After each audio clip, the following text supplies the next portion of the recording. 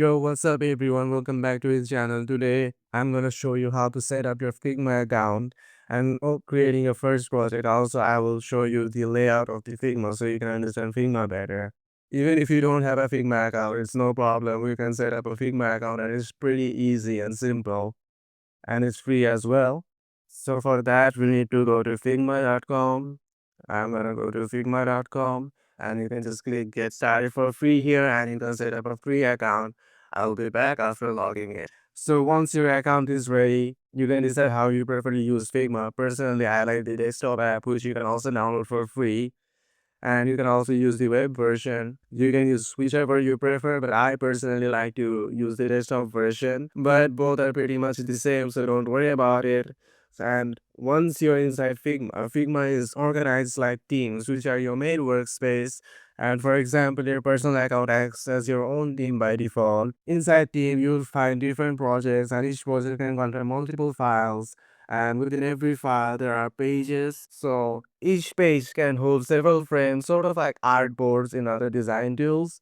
You might see themes listed on the left side. Currently I don't have any theme here, so it's blank there, but in the future will be your clients or colleagues invite you to collaborate in different projects. Don't worry too much about it now. So you also find drafts here. Drafts are like temporary workspaces. Once you're ready, you can drag and drop them into a specific project. If you have been designing something and want to save it for a project later, you can just drag and drop them.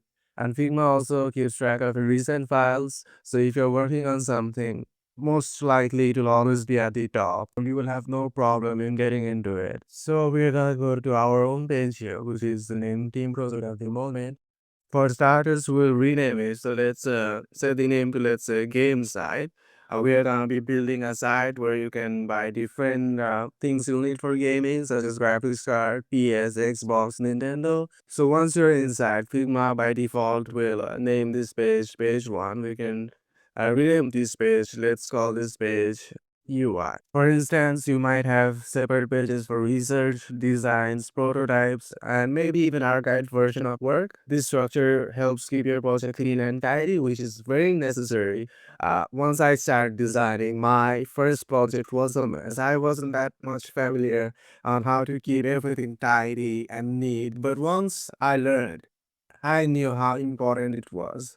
I learned the hard way, so I'm gonna make sure you don't. You can even use different pages to separate variations, like one page for homepage, design options, and a product detail layout, or different flows if you're building on a mobile app.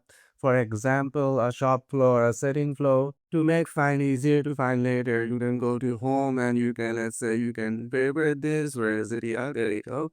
So once you favorite this, you can find this here. Oops, I just realized I wrote the spelling wrong. Let's fix that. Games. Yeah. Game side is all sorted. Next time we're gonna take a closer look into the design file itself and explore Figma's interface so you'll exactly where everything is to start designing.